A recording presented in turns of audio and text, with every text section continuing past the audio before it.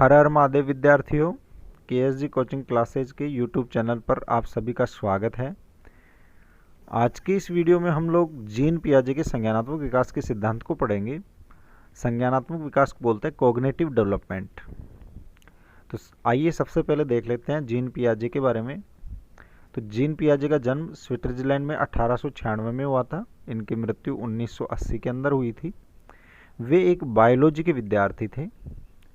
तो बायोलॉजी के विद्यार्थी थे, तो आगे इस सिद्धांत में आप देखेंगे काफ़ी सारी जो शब्दावली है या टर्मिनोलॉजी है उसके अंदर बायो की छाप मिलेगी आपको। तो इन्होंने जो संज्ञानात्मक विकास का सिद्धांत दिया था वो आगे जाकर बाल विकास के अंदर बहुत ही महत्वपूर्ण साबित हुआ और शिक्षा जगत के अंदर एक क्रांति लेकर आया था। तो ये आपके एग्जाम के पॉइंट ऑफ व्यू से बहुत इम्पोर्टेंट है। हुआ क्या, जब वो अल्फ्रेड बीने के साथ प्रयोगशाला के अंदर आईक्यू टेस्ट कर रहे थे, उस समय उनके अंदर संज्ञानात्मक विकास में रुचि जागृत हो गई। वो देखने लगे कि बच्चे किस प्रकार से चिंतन करते हैं और किस प्रकार से सोचते हैं। तो उसके अंदर वो रुचि जागृत हो गई उनकी। तो उन्होंने देखा कि बच्चे किस प्रकार से तर्क एवं चिंतन करते हैं और उनका विकास किस प्रकार से होता है। इसके लिए उन्होंने चरणबद्ध तरीके से, स्टेप बाय स्टेप तरीके से उन्होंने अध्ययन किया। अध्ययन करने के बाद में उन्होंने कुछ पुस्तकें लिखी और वो पुस्तकें लिखी थी, उनमें से प्रमुख पुस्तकें हैं 6। वो ये हैं। पहली जो पुस्तक है उसका नाम है the language and thought of a child. दूसरी पुस्तक है the child's conception of the world. तीसरी पुस्तक का नाम है जीन पियाजे का the moral judgement of the child. चौथी पुस्तक है the origins of intelligence in a children. पांचवी पुस्तक है play, dreams and imitation in childhood. छठी पुस्तक है the construction of reality in child. तो ये सारी की सारी जो पुस्तकें हैं, इसके अलावा भी लगभग 40-50 पुस्तकें लिखी थी इन्होंने, लेकिन आपके एग्ज़ाम के पॉइंट ऑफ व्यू से ये इम्पोर्टेंट है। इन्होंने ये पुस्तकें लिखी थी, तो ये डायरेक्ट प्रश्न पूछ सकता है आपको। ये स्क्रीनशॉट ले लीजिएगा आप इस चीज़ का। अब देखिए, पियाजे ने कहा कि वे बच्चे बड़ों की तरह संकल्पनाओं के द्वारा ज्ञान का निर्माण नहीं करते हैं। संकल्पना का मतलब होता है थीसिस या हाइपोथीसिस। तो संकल्पनाओं के द्वारा ज्ञान का निर्माण नहीं करते हैं, बल्कि प्रत्यक्षण एवं पेशीय गतिविधियों के माध्यम से संकल्पनाओं का निर्माण करते हैं। प्रत्यक्षण क्या होता है? कोई भी चीज होती है उसको यदि आप अपनी ज्ञानेंद्रियों के माध्यम से या इंद्रियों के माध्यम से उसको महसूस कर लेते हैं तो वह प्रत्यक्षण कहलाता है। एवं पेशीय गतिविधियों का मतलब होता है एक्टिविटी। आप हाथ पैर चला के या आपकी जो संचालन करके शरीर का, उसके माध्यम से ज्ञान का निर्माण करते हैं। तो आप समझ गए होंगे। प्रश्न यहाँ से उठ सकता है, इसको मोस्ट लगा लेना इस लाइन को।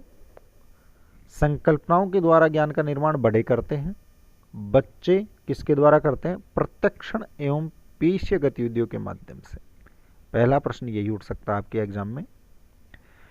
वे अपने ज्ञान का निर्माण करते हैं एवं उनमें संशोधन भी करते जाते हैं। बच्चे होते हैं, जैसे जैसे विकास होता है तो उसके अंदर संशोधन करते जाते हैं नए अनुभव लेकर। दूसरा जो प्रश्न है, प्रत्येक लाइन एक प्रश्न होगा। ज्ञान निर्माण की प्रक्रिया में बच्चे सक्रिय रहते हैं। जो एनसीएफ है एनसीएफ 2005, उसके अंदर भी ये क्वेश्चन लिखा हुआ है, ये लाइन लिखी हुई है। तो आपके एग्जाम के पॉइंट ऑफ व्यू से बहुत इंपॉर्टेंट है। ज्ञान के निर्माण की प्रक्रिया में बच्चे सक्रिय रहते हैं। ये किसने कहा था? जीन पियाजे ने कहा था। और ये एनसीएफ के अंदर इस तरह से इसके अंदर एम्फेसिस डाला गया है कि बच्चे को एक्टिव किया जाए, सक्रिय किया जाए, क्योंकि वो ज्ञान निर्माण तभी होगा। तीसरी जो चीज़ आती है, पियाजे के अनुसार बच्चे खोजी और ज्ञान के निर्माता होते हैं। खोजी का मतलब डिस्कवर करते रहते हैं, वो नई नई चीज़ खोजते रहते हैं। और ज्ञान के निर्माता हैं, अर्थात वे ज्ञान का निर्माण करते हैं, कंस्ट्रक्शन करते हैं, न कि उसके ऊपर ज्ञान थोपा जाता है। तो आपको ये चीज़ समझना पड़ेगा एक टीचर होने के नाते कि बच्चे ज्ञान के निर्माता होते हैं, वे ज्ञान का निर्माण करते हैं। आप उनको निर्माण करके दे नहीं सकते, वो स्वयं निर्माण करते हैं। तो ये रटन विद्या को छोड़ के, और ये सिद्धांत कहता था कि रटंत विद्या छुड़वा के बच्चों को खुद को करवाना चाहिए प्रत्येक चीज। पियाजे का दृष्टिकोण रचनावादी दृष्टिकोण भी कहलाता है। तो ये भी आपके एग्जाम के पॉइंट ऑफ व्यू से बहुत इंपॉर्टेंट है। रचनावादी मनोवैज्ञानिक कौन था? तो वो था जीन पियाजे। कंस्ट्रक्टिविज्म कहते हैं इसको। नेक्स्ट है, पियाजे को विकासात्मक मनोविज्ञान का जनक भी कहते हैं। यह आपकी सभी बुक्स में भी दे रखा होगा, नहीं दे रखा तो आप नोट कर लीजिएगा। विकासात्मक मनोविज्ञान का जनक, डेवलपमेंट जो साइकोलॉजी थी उसका जनक कहा जाता है, क्योंकि उन्होंने एज ग्रुप के अंदर सबसे पहले डिवाइड करके और फिर चरणबद्ध तरीके से सिखाया, एक थ्योरी दी। पियाजे के अनुसार बच्चों में संज्ञान उनके वातावरण के साथ क्रिया करने से होता है। ये भी बहुत इंपॉर्टेंट। एनसीएफ के अंदर जीन पियाजे के सिद्धांत के अंदर से काफ़ी सारी चीज़ें ली गई हैं और एनसीएफ से डायरेक्ट क्वेश्चन आते हैं प्रत्येक एग्जाम के अंदर। पियाजे के अनुसार बच्चों में संज्ञान उनके देखो संज्ञान क्या होता है थोड़ी देर बाद में आपको बता दिया जाएगा। संज्ञान उनके वातावरण के साथ क्रिया करने से होता है। जब बच्चा अपने वातावरण से क्रिया करता है तो उसके अंदर संज्ञान आता है, अतः क्रिया के फलस्वरूप वह अपने आप को विकसित करता जाता है, अर्थात वह ज्ञान का निर्माण करता है। वातावरण से क्रिया करता रहता है और वो सीखता जाता है। पियाजे की विधि को उपचारात्मक परीक्षण, नैसर्गिक विधि, आनुवांशिक ज्ञान मीमांसा भी कहते हैं। पियाजे ने संज्ञानात्मक विकास के अध्ययन के लिए नैदानिक साक्षात्कार अर्थात क्लिनिकल इंटरव्यू विधि का प्रयोग किया था। क्लिनिक के अंदर इंटरव्यू का विधि का प्रयोग किया था इन्होंने। तो ये दोनों ही चीज़ें बहुत इंपॉर्टेंट है। कभी कभी इसको थोड़ा सा बदल कर और ये भी दे देता है, अवलोकन विधि का भी प्रयोग किया था उन्होंने। अवलोकन कैसे? वस्तुतः जीन पियाजे बच्चों को खेलने देते थे मुक्त भाव से और फिर उनको ऑब्जर्व करते थे। तो उसके पश्चात उन्होंने ये संज्ञानात्मक सिद्धांत दिया था। तो कभी कभी एग्जाम में आ जाता है अवलोकन विधि का प्रयोग किसने किया था। तो अवलोकन विधि का प्रयोग भी जीन पियाजे ने अपने सिद्धांत हेतु किया था। बाकी ये सारे भी दे देते हैं, जिनमें से एक तो ये तो इम्पोर्टेंट है ही है, नैदानिक साक्षात्कार, आनुवांशिक ज्ञान मीमांसा। नैसर्गिक विधि इसलिए कहते हैं क्योंकि उन्होंने खुले में छोड़कर बच्चों का अध्ययन किया था, और उपचारात्मक परीक्षण विधि। नेक्स्ट आता है, पियाजे के अनुसार 4 ऐसे कारक हैं जिनके परस्पर संबंध और प्रभाव से संज्ञानात्मक विकास गठित होता है। उन्होंने 4 पॉइंट दिए थे, फैक्टर्स दिए थे, जो आपके संज्ञानात्मक विकास को गठित करते हैं या फिर उसको प्रभावित करते हैं। पहला आता है जैविक परिपक्वता, जिसको मैच्योरेशन कहते हैं। दूसरा आता है गतिविधि, एक्टिविटी। तीसरा सामाजिक अनुभव, एक्सपीरियंस। और चौथा है संतुलीकरण, इक्विलिब्रियम। परिपक्वता, मैच्योरेशन से पहले संज्ञान नहीं हो पाता है उनके अनुसार। गतिविधि, यदि वातावरण से क्रिया नहीं करेगा, वस्तु से क्रिया नहीं करेगा तो भी संज्ञान नहीं होगा। सामाजिक अनुभव, जैसे जैसे सामाजिक अनुभव होते हैं उसके संज्ञान में वृद्धि होती जाती है। संतुलीकरण, अब ये संतुलीकरण होते इक्विलिब्रियम है, ये कंसेप्ट है, इसको आगे समझाया गया है। अब ये आपको जस्ट 2 मिनट बाद में समझ में आ जाएगा संतुलीकरण क्या होता है। नेक्स्ट देखिए टर्मिनोलॉजी, शब्दावली। किसी भी थ्योरी को समझने के लिए, स्पेशली साइकोलॉजी की थ्योरियों को समझने के लिए टर्मिनोलॉजी आपको समझ में आनी चाहिए, क्योंकि साइकोलॉजी के अंदर कठिन शब्द देते हैं और वो शब्द अगर आपको समझ में आते हैं तो थ्योरी समझने में आपको बहुत आसानी होती है। तो इसीलिए ये जो सिद्धांत है उसके अंदर इन शब्दावलियों में से प्रश्न पूछ लिए जाते हैं। तो देखिए पियाजे ने मुख्य रूप से 3 केंद्रीय सेंटर प्रत्यय दिए। प्रत्यय मतलब कॉन्सेप्ट। तो उन्होंने 3 चीज़ों पर ज़्यादा जोर दिया, और भी चीज़ें थी लेकिन 3 चीज़ें उन्होंने सुझाई। एक तो संगठन की पद्धतियाँ, दूसरा अनुकूलन और तीसरा साम्यकरण। ऑर्गेनाइजेशन, अडेप्शन और इक्विलिब्रियम। कभी कभी ये जो शब्द हैं, हिंदी के शब्द इनको चेंज कर देता है, तो आप अंग्रेजी के शब्द याद करना, ऑर्गेनाइजेशन, अडेप्शन और इक्विलिब्रियम। ये 3, अब इन तीनों को अपन डिटेल में समझते हैं। सबसे पहले तो संगठन क्या होता है, ऑर्गेनाइजेशन क्या होता है। तो वैसे तो संगठन जो आर्थिक रूप से जो संगठन होते हैं, बड़े बड़े संगठन होते हैं, वो चीज़ यहाँ पे नहीं है। साइकोलॉजी में संगठन क्या होता है ये चीज़ अपन देखते हैं। संगठन ज्ञान और अनुभवों को मस्तिष्क तंत्रों में सुव्यवस्थित करने की सतत प्रक्रिया है। इसका मतलब ये है कि ज्ञान को और अनुभवों को आप अपने दिमाग के अंदर किस तरह से मैनेज करते हैं, उस चीज़ को ऑर्गेनाइजेशन कहेंगे। अब इसको मैं और थोड़ा सा आपको बता देता हूँ। जैसे सपोज कीजिए आपको एक से ज़्यादा विषयों के बारे में ज्ञान है, हिंदी का भी ज्ञान है, अंग्रेजी का भी ज्ञान है, मैथ का भी ज्ञान है और साइकोलॉजी का भी ज्ञान है, अन्य विज्ञान का भी ज्ञान है। तो आप अपने मस्तिष्क के अंदर एक चीज़ को दूसरी चीज़ के अंदर किस तरह से कंपैरिजन करते हैं, किस तरह से मैनेज करते हैं और उसको अपने दिमाग में किस तरह से बिठाते हैं, तो वह हो गया संगठन, ऑर्गेनाइजेशन, अपने दिमाग का संगठन करना। संगठन का तात्पर्य अपनी सभी मानसिक शक्तियों को एकीकृत करने से है। एकीकृत को कहते हैं इंटीग्रेशन। इंटीग्रेशन यहां पे लिख देता हूं मैं, आप लिख लेना इंटीग्रेशन।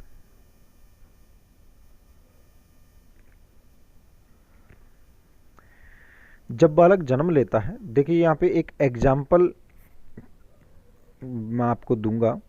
जब बालक जन्म लेता है तो वह अपनी सभी मानसिक शक्तियों को नियोजित करने की आदत के साथ जन्म लेता है। अर्थात संगठन होती है वो आदतन होती है। आपके अंदर नॉलेज होता है तो आप उसका ऑर्गेनाइजेशन करते हैं, उसको ऑर्गेनाइज करते हैं। अर्थात जैसे जैसे विभिन्न प्रकार की मानसिक शक्तियाँ विकसित होती हैं, उसी प्रकार से वह इस संगठन की क्षमता को भी विकसित कर लेता है। इसे संगठन कहते हैं। आपके अंदर जैसे जैसे नया ज्ञान आता है तो आप इसको मैनेज करते जाते हैं, इसे ही संगठन कहते हैं। अब ये देखिए, ये एग्जाम्पल मैंने दे दिया यहाँ पे। जब कोई बालक पहली बार कुत्ते को देखता है तो वह कुत्ते के बारे में कोई भी चीज़ नहीं जानता है, लेकिन वह आँखों से उसके रंग, रूप इत्यादि को देखता है, उसके भौंकने की आवाज़ को सुनता है और उसकी अन्य गतिविधियों को देखने के पश्चात वह अपने मस्तिष्क में उसके बारे में सूचनाएं इकट्ठी कर लेता है, इंफॉर्मेशन ले लेता है। जब उसकी माता यह बताती है कि यह कुत्ता है, तो ये सारी की सारी सूचनाएं इकट्ठे रूप से उसके दिमाग के अंदर कुत्ते को प्रदर्शित करते हैं। अर्थात वह ये जान जाता है कि जिसके 4 पैर होते हैं, जो इस तरह का होता है और भौंकता है, वह कुत्ता होता है। अगली बार जब वह दूसरे कुत्ते को देखता है तो वह पहचान जाता है कि हाँ, ये भी कुत्ता ही है। सेम टू सेम कुत्ता नहीं, अन्य कुत्ता भी देखता है तो वह जान जाता है कि ये कुत्ता है। बच्चे को फिर पूछते हैं कि ये क्या है, तो वह बताता है ये कुत्ता है। अब देखिए, संगठन की प्रक्रिया जैसे जैसे आयु बढ़ती जाती है वैसे वैसे जटिल हो जाती है। तो ये भी एग्जाम के पॉइंट ऑफ व्यू से मोस्ट है। संगठन होता है वह जटिल होता जाता है अपेक्षाकृत। तो प्रश्न आ सकता है, आयु बढ़ने के साथ संगठन होता है जटिल। दूसरी जो सेंटर कॉन्सेप्ट दी थी जीन पियाजे ने, वो है एडॉप्शन, अनुकूलन।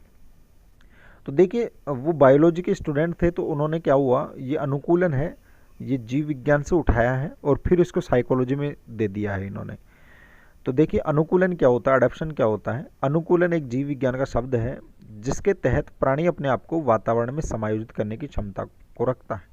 अर्थात वातावरण के साथ समायोजन करने की जो क्षमता है वही अनुकूलन कहलाता है। तो देखिए, अनुकूलन की पियाजे ने अनुकूलन की 2 प्रणालियों को समझाया। उन्होंने 2 सिस्टम दिए। पहला जो सिस्टम है वह है आत्मसातीकरण या समावेशन, दूसरा है समायोजन या समाविष्टीकरण। पहला है असिमिलेशन, दूसरा है अकोमोडेशन।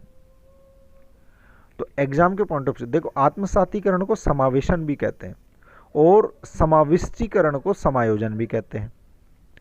तो आप यहाँ पे कंफ्यूज बिल्कुल नहीं होइएगा, समावेशन या आत्मसातीकरण एक ही चीज़ है और समायोजन और समाविष्टीकरण ये दोनों एक चीज़ हैं।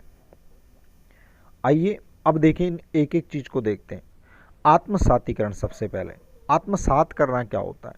तो हिंदी में आप जाते हैं, आत्मसात करना, किसी भी चीज़ को अपने अंदर बिठाना, किसी भी चीज़ को अपने अंदर मान लेना, उससे कहते हैं आत्मसात करना। जैसे मैं आपको पढ़ा रहा हूँ और वो चीज़ आपके दिमाग के अंदर आप लेते जा रहे हो और उसको ऐसे कैसे बिठाते जा रहे हो, तो इसका मतलब है आप मेरी बातों को आत्मसात कर रहे हो। तो देखिए, आत्मसात इसमें लिख दिया है मैंने, नए अनुभव को पहले से स्थापित पद्धति से जुड़ना आत्मसातीकरण कहलाता है। यदि आपके एग्जाम में प्रश्न आएगा तो डायरेक्ट आएगा, नए अनुभवों को पहले से स्थापित पद्धतियों से जुड़ना कहलाता है? आंसर आएगा आत्मसातीकरण। तो वहाँ पर समावेशन शब्द भी दे सकता है, दूसरा शब्द क्या दे सकता है? समावेशन। लेकिन याद रखिएगा, आप इसकी अंग्रेजी याद रखना, उसे कहते हैं एसिमिलेशन।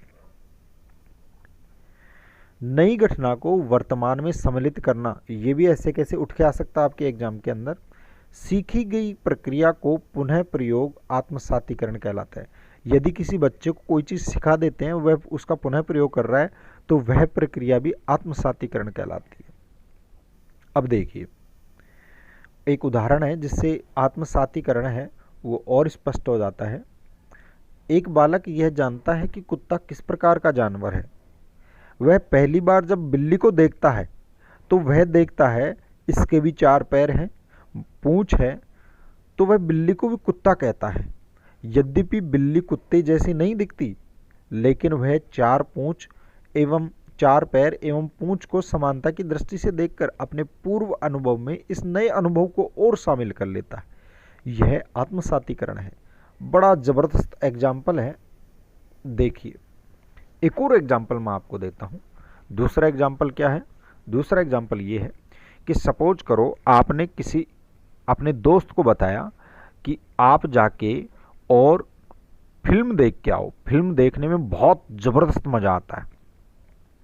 अब आपके स्टूडेंट को, आपके जो दोस्त है, उसको फिल्म के बारे में कोई जानकारी नहीं है, वह पहली बार फिल्म देखेगा। अब वो गया तो उसने फिल्म ने देख के धारावाहिक देख लिया, सीरियल देख लिया सास बहू का। अब आपने उसको पहले ही बता दिया था कि फिल्म के अंदर बहुत सारी लड़ाइयाँ होती है, डिशुम डिशुम होता है, लेकिन जब वह धारावाहिक देखा तो उसने देखा कि उसके अंदर तो ऐसा कुछ भी नहीं था। लेकिन चूंकि वह न तो फिल्म को जानता था और न ही धारावाहिक को जानता था, तो वह धारावाहिक को ही फिल्म जान बैठा। मुझे लगता है आपकी समझ में आ गया होगा। तो अपने ज्ञान के अंदर नए ज्ञान को जोड़ लेना आत्मसातीकरण कहलाता है। अगर फिर भी नहीं समझ में आया तो आप कमेंट बॉक्स में बता दीजिएगा, और डिटेल में बता देंगे आत्मसातीकरण क्या होता है। नेक्स्ट दूसरा आता है अकोमोडेशन, समाविष्टीकरण। वर्तमान पद्धति में परिवर्तन करके नए अनुभवों को समझा जाए तो यह समायोजन कहलाता है। नई घटना के कारण पूर्ववर्ती मानसिक संरचना में सुधार की कोशिश करना समाविष्टीकरण कहलाता है। समाविष्टीकरण के कारण ही समायोजन होता है। बहुत ही इम्पोर्टेंट है। यदि आप अपनी वर्तमान पद्धति में नई चीज को, नए अनुभव को शामिल कर रहे हो तो वह कहलाएगा आपका आत्मसातीकरण। और यदि वर्तमान पद्धति में परिवर्तन ला रहे हो तो यह कहलाएगा समाविष्टीकरण। अगर वर्तमान पद्धति में चेंज ला रहे हो, परिवर्तन ला रहे हो, तो यह समायोजन या समाविष्टीकरण कहलाता है। यदि वर्तमान पद्धति में केवल शामिल कर रहे हो तो वह क्या कहलाता है? आत्मसातीकरण कहलाता है। तो यहाँ पे मैं रिपीट कर देता हूँ दोनों चीज़ों के अंदर क्या डिफरेंस है बेसिक। यदि आप अपने अनुभव हैं, उस अनुभव के अंदर कोई नई चीज जोड़ ले रहे हैं तो वह कहलाता है आत्मसातीकरण। और यदि आप अपना कोई अनुभव है, उसके अंदर नए अनुभव के कारण इसके अंदर चेंज ला रहे हैं अर्थात परिवर्तन ला रहे हैं, तो उसे कहते हैं समाविष्टीकरण। और समाविष्टीकरण को दूसरी भाषा में समायोजन भी कहते हैं, कि आपका एडजस्ट नहीं हुआ तो दूसरी तरह से एडजस्ट कर लीजिएगा। मुझे लगता है आपकी समझ में आ गया होगा। अब देखिए, यहाँ पे एक बहुत अच्छा उदाहरण भी दिया है। ये एग्जाम्पल भी आपकी परीक्षा में आ सकता है। आप देखेंगे कि इतना बड़ा एग्जाम्पल थोड़ी आएगा, लेकिन ज़रूर आता है। रीट की जो भर्ती परीक्षाएं हैं उनमें पिछली परीक्षाओं में इसी तरह से देखे गए थे बहुत बड़े बड़े प्रश्न। जब एक बालक बिल्ली को देखता है तो वह उसे कुत्ता समझ जाता है। बच्चा, देखो, बच्चा कुत्ते के बारे में पहले से जानता था, बच्चा कुत्ते के बारे में जानता था लेकिन बिल्ली के बारे में नहीं जानता था। तो जब वह बिल्ली को देखता है तो वह उसे कुत्ता समझ जाता है। कुत्ता समझ जाना, बिल्ली को भी कुत्ता समझ जाना, यहाँ पर आत्मसातीकरण कहलाएगा। मैं एक एक चीज को बताता जाता हूँ। बिल्ली को भी कुत्ता समझ जाना क्या कहलाता है? आत्मसातीकरण। क्योंकि वह अपने पुराने ज्ञान के अंदर, हाँ ठीक है ये भी कुत्ता ही है, लेकिन थोड़ी देर बाद उसे ज्ञात होता है कि बिल्ली कुत्ते की तरह भौंक नहीं रही है, वह म्याऊं म्याऊं कर रही है, वह अलग तरह की आवाज़ निकाल रही है। तो बालक यह पाता है कि उपरोक्त सूचना उसमें उसके मस्तिष्क में स्थित सूचना के समान नहीं है, वो जो जानता था उसके समान नहीं है। और इसका अर्थ यह है कि ये दोनों अलग अलग जानवर होते हैं। जब वह अपनी माता के सामने भी कुत्ते को बिल्ली कहता है, यहाँ पर कुत्ते को बिल्ली नहीं आएगा, यहाँ पे बिल्ली को कुत्ता कहता है। इसको, ये प्रिंटिंग मिस्टेक है भाई, यहाँ पे लिख लेना आप। जब वह अपनी माता के सामने भी बिल्ली को कुत्ता कहता है तो उसकी माता कहती है कि यह कुत्ता नहीं है, यह तो बिल्ली है। अब क्योंकि बालक पूर्व में ही अंतर तो जानता था, क्योंकि वह म्याऊं म्याऊं कर रही थी, वो भौंक रहा था, तो उसको डाउट तो पहले ही हो गया था, लेकिन वह स्थापित नहीं कर पा रहा था, उसको पता नहीं था कि बिल्ली नामक कोई चीज़ भी होती है। लेकिन अब माता की सहायता से वह अपनी पूर्व सूचना के अंदर परिवर्तन कर देता है, और यह प्रक्रिया बालक के ज्ञान के अंदर, बालक के संज्ञान के अंदर जो परिवर्तन लाता है, इसे समाविष्टीकरण कहते हैं। मुझे लगता है आपकी चीज़ दिमाग में समझ में आ गई होगी। यहाँ पे प्रिंटिंग मिस्टेक है, कुत्ते को बिल्ली नहीं, बिल्ली को कुत्ता कहता है। नेक्स्ट चीज आती है साम्यकरण, इक्विलिब्रियम। साम्यकरण क्या होता है? इक्विलिब्रियम होती है आत्मसातीकरण और समाविष्टीकरण के बीच संतुलन को स्थापित करने की प्रक्रिया साम्यकरण कहलाती है। दो चीजें हैं, एक के अंदर तो आप अपने ज्ञान को ऐड करते रहते हैं और एक के अंदर चेंज करते रहते हैं, परिवर्तन करते रहते हैं। दोनों के अंदर दोनों चलती रहती हैं चीजें। तो दोनों के अंदर जो संतुलन स्थापित करते हैं उस प्रक्रिया को क्या कहते हैं? साम्यकरण कहते हैं। आपके जीवन भर आत्मसातीकरण और समाविष्टीकरण चलते रहते हैं और इनके अंदर बैलेंस जो बनाते हैं वह इक्विलिब्रियम की सहायता से बनाते हैं। उनके अंदर जो संतुलन स्थापित करने की प्रक्रिया होती है वो साम्यकरण कहलाती है। जो बायो के स्टूडेंट है, केमिस्ट्री के स्टूडेंट, वो समझ गए होंगे साम्य क्या होता है, इक्विलिब्रियम क्या होता है। दो रिएक्शन, अगर उत्पाद से प्रक्रिया, प्रक्रिया से उत्पाद होती है, उत्पाद और अभिकारक बन रहे हैं, तो उसे साम्यकरण कहते हैं। तो अपन साइकोलॉजी के पॉइंट ऑफ व्यू से देखेंगे, लेकिन चूंकि ये टर्मिनोलॉजी है वो बायो की या फिर आपकी केमिस्ट्री की भी है। जब बालक अपनी कुत्ते को पहचानने की पद्धति में बिल्ली से संबंधित सूचनाओं को सटीकता से नहीं देख रहा पाता हो तो उसको मानसिक दुविधा या असंतुलन की स्थिति का अनुभव कहते हैं। इसे संज्ञानात्मक विषमता कहते हैं। देखिए प्रश्न यहाँ से बहुत ज़बरदस्त उठता है, यदि इक्विलिब्रियम कमजोर है तो संज्ञानात्मक विषमता उत्पन्न हो जाती है। प्रश्न ये है, देखिए क्या है, जब बच्चा बिल्ली और कुत्ते को देखता है लेकिन सूचनाओं की सटीकता को नहीं रख पा रहा है तो असंतुलन उत्पन्न हो जाएगा और उसे संज्ञानात्मक विषमता कहेंगे। मुझे लगता है आपकी समझ में आ गई होगी। वह इस असंतुलन को दूर करने के लिए संतुलन को प्राप्त करने का प्रयास करता है और पुनः संतुलन प्राप्त करने की प्रक्रिया में एक नई मानसिक पद्धति विकसित होती है और वह नवीन ज्ञान का निर्माण करता है। इसका मतलब ये हुआ, साम्यकरण के पश्चात वह नवीन ज्ञान का निर्माण कर लेता है बालक। नए अनुभवों को समझकर संतुलन की खोज करना साम्यकरण कहलाता है। ये प्रश्न भी आ जाता है, संतुलन शब्द जहां भी आ जाए वहां पे आपको साम्यकरण देता है। नए अनुभवों को समझकर और नई चीजें सीखना आत्मसातीकरण कहलाएगा। नए अनुभव को समझकर पुरानी चीज में परिवर्तन करना समाविष्टीकरण कहलाएगा। नए अनुभव को समझकर संतुलन की खोज करना साम्यकरण कहलाएगा। अब देखिए छोटे छोटे शब्दों के ही डिफरेंसेज होते हैं, इनके अंदर ज़्यादा डिफरेंस नहीं होता है, आपको ये चीज़ याद रखनी है। साम्यकरण की प्रक्रिया बालक को एक अधिक परिष्कृत ज्ञान की ओर ले जाती है। साम्यकरण के कारण से नया ज्ञान होता है, परिष्कृत मतलब ज़्यादा नवीन और अच्छा ज्ञान होता है। कुछ एक चीज़ें और हैं बायो की जो आपके एग्जाम के पॉइंट ऑफ व्यू से बहुत इंपॉर्टेंट है। स्कीमा का प्रश्न आपके आ भी चुका है। तो देखिए दो चीज़ें, एक तो स्कीमाटा और एक है स्कीमा। स्कीमा को हिंदी में कहते हैं अन्विति। अन्विति ये शब्द भी दे सकता है आपको, काफ़ी सारी बुक्स में नहीं दे रखा होगा, इसको उतार लेना आप। इस वीडियो को आप पढ़ेंगे, देखेंगे तो उसके बाद में भूल जाएंगे और ये शब्द दे सकता है अन्विति। तो देखिए स्कीमाटा क्या होता है, सबसे पहले तो अनुभव और व्यवहार को संगठित होने की ज्ञानात्मक संरचना को स्कीमाटा कहते हैं। स्कीमाटा सजात प्रक्रिया होती है, जैसे नवजात शिशु जन्म के तुरंत बाद चूसने की प्रक्रिया शुरू कर देता है। बड़ी ज़बरदस्त चीज़ है। देखिए, बालक जैसे ही पैदा होता है उसके जस्ट बाद में स्तनपान करने लग जाता है माता का। तो ये चीज़, ये दिमाग कहाँ से आया बालक के अंदर कि मेरे को ये काम करना है? तो इसका मतलब ये है कि दिमाग के अंदर एक ज्ञानात्मक संरचना होती है जिसे कहते हैं स्कीमाटा, और स्कीमाटा सजात प्रक्रिया होती है। सजात का मतलब होता है कि ऑटोमेटिकली उसके दिमाग के अंदर बिठी हुई रहती है, जिसको आप आनुवांशिक भी कह सकते हैं। तो वो जो चीज़ है, वो जो ज्ञानात्मक संरचना है, वही स्कीमाटा कहलाती है। दूसरी चीज आती है स्कीमा या अन्विति। स्कीमा एक मानसिक संरचना होती है जो किसी वस्तु के बारे में सूचना प्रक्रमण या प्रोसेस हेतु रूपरेखा, नियमों का समूह या दिशा निर्देश प्रदान करती है। इसको मोस्ट लगा लेना। स्कीमा क्या होती है? स्कीमा आपके दिमाग की कोई एक संरचना होती है जो किसी भी कोई भी वस्तु के बारे में, जैसे आपने पेड़ को देख लिया, ये लो, किसी बालक ने किसी पेड़ को देखा, तो पेड़ के बारे में जो भी सूचनाएं आपके दिमाग में होती है, रूपरेखा होती है, पेड़ हवा देता है, छांव देता है, ये नियम हो गए।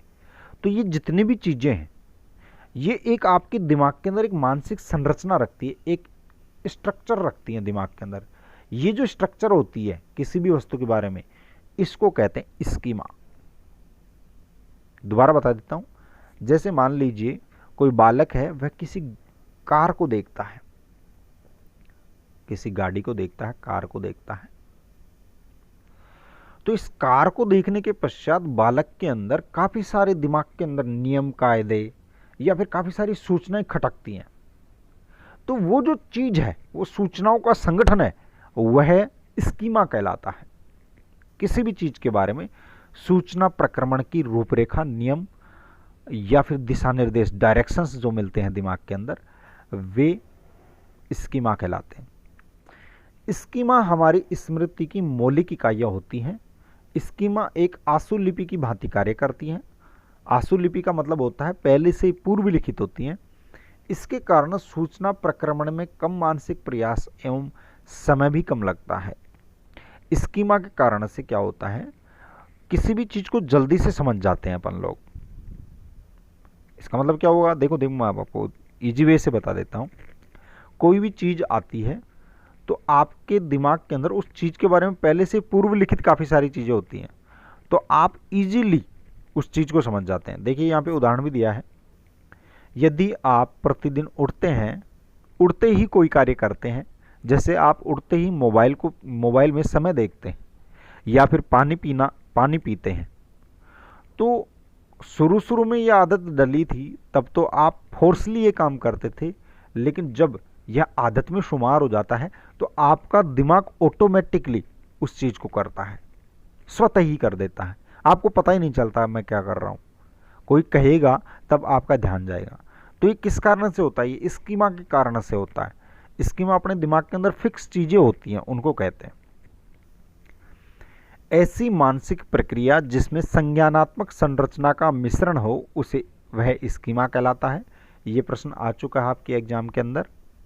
नेक्स्ट है, जैसे जैसे बालक वातावरण के साथ प्रक्रिया करता है या क्रिया करता है, वह नए अनुभव करता जाता है, अर्थात उसके संगठन में बदलाव आता जाता है, नए अनुभव जुड़ते जाते हैं और स्कीमा का विकास होता जाता है। स्कीमा फिक्स नहीं रहता, स्कीमा का विकास होता जाता है, अर्थात आपके दिमाग के प्रोसेस करने की जो प्रक्रिया है उसके अंदर धीरे धीरे परिवर्तन आते जाते हैं। स्कीमा विचारों की मूलभूत इकाई होती है। ये दिमाग के अंदर विचारों की या फिर आपकी स्मृति की मूलभूत इकाई होती है स्कीमा। तो जीन पियाजे था, वो एक बायोलॉजिस्ट था, इसलिए इसने स्कीमा, स्कीम्स, इन चीज़ों का प्रयोग किया था। नेक्स्ट चीज आती है स्कीम। मानसिक प्रक्रिया का जो बाह्य रूप कहलाता है वह स्कीम कहलाता है, अर्थात स्कीमा बाहर प्रदर्शित होता है, उसे कहते हैं स्कीम। स्कीम के माध्यम से आप अपने दिमाग को पढ़ सकते हैं या किसी दूसरे के दिमाग को पढ़ सकते हैं। नेक्स्ट जो टर्मिनोलॉजी दी है वह दी है जीन पियाजे ने संरक्षण। संरक्षण क्या होता है? तो ऐसे कैसे उठेगा ये जो लाइन लिखी हुई है ये ऐसे कैसे एग्जाम में आएगी आपके? प्रकृति की परिवर्तन व स्थिरता को अलग अलग करने की क्षमता संरक्षणवाद कहलाती है।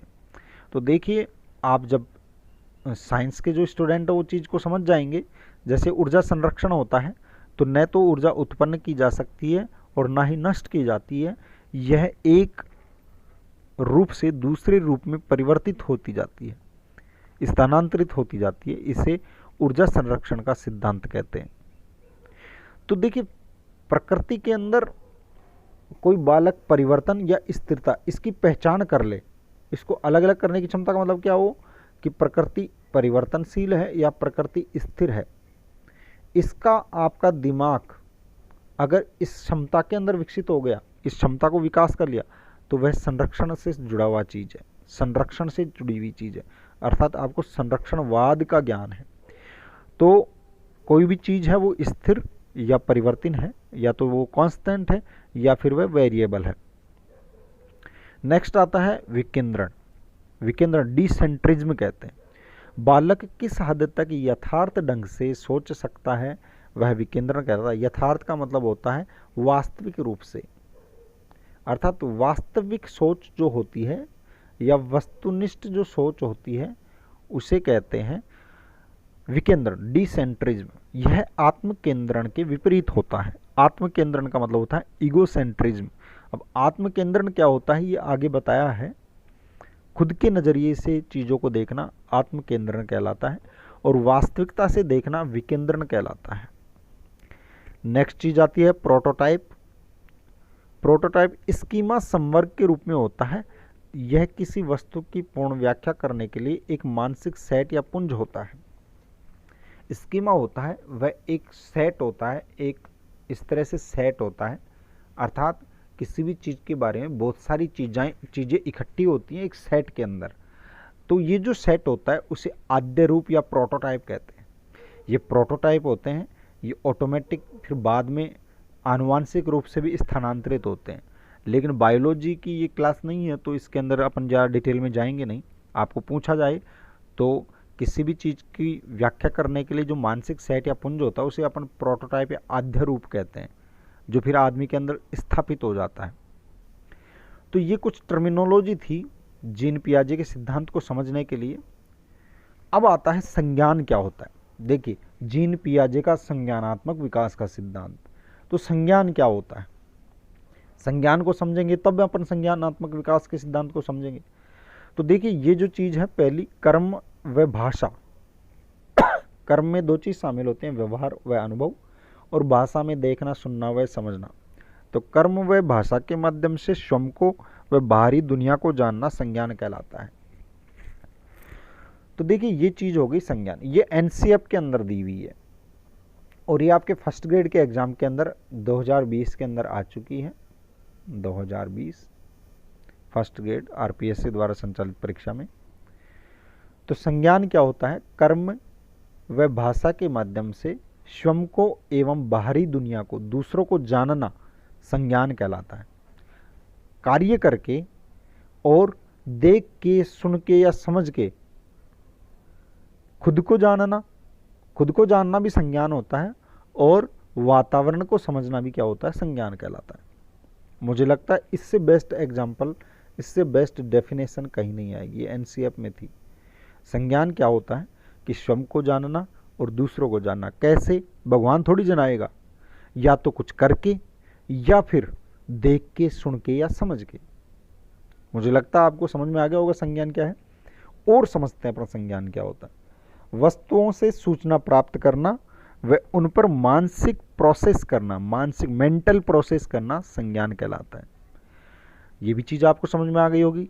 नेक्स्ट है, संज्ञान मानसिक प्रक्रिया से संबंधित होता है।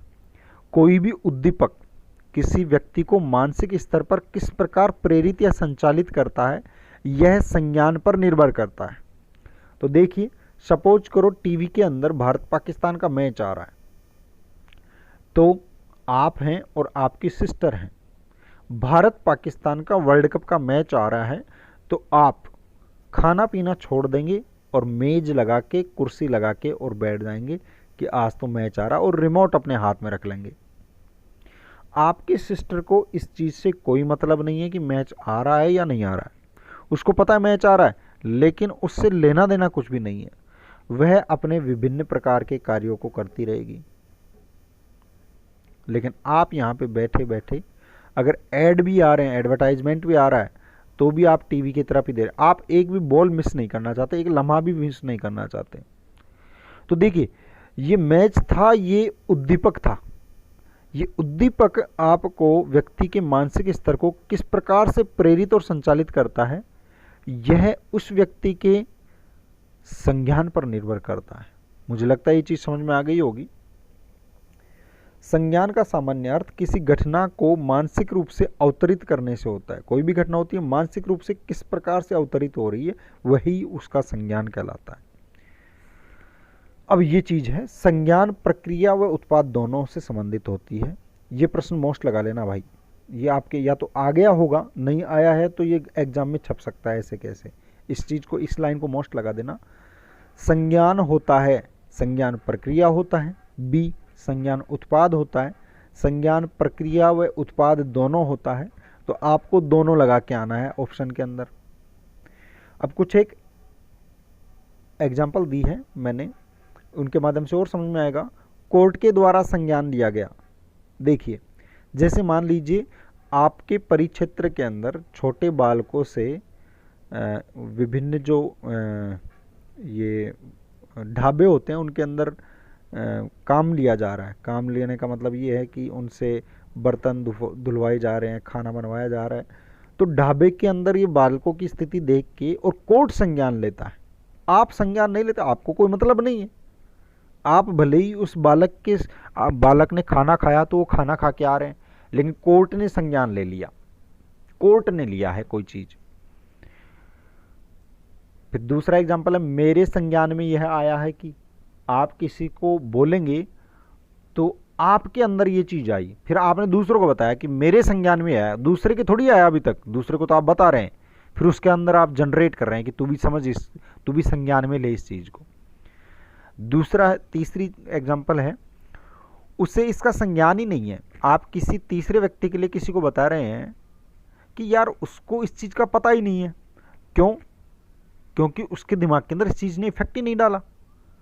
तो अब आपको समझ में आ गया होगा कि क्या होता है संज्ञान। नेक्स्ट चीज़ होती है, किसी चीज़ को किसी व्यक्ति के द्वारा किस अर्थ में लिया जा रहा है, यह उसका संज्ञान होता है। जीन पियाजे के अनुसार बालक का मानसिक या संज्ञानात्मक विकास 4 चरणों में पूरा होता है। तो देखिए, ये सिद्धांत समझाने से पहले मैंने आपको इससे रिलेटेड सारी की सारी टर्मिनोलॉजी, संज्ञान क्या होता है ये बता दिया है।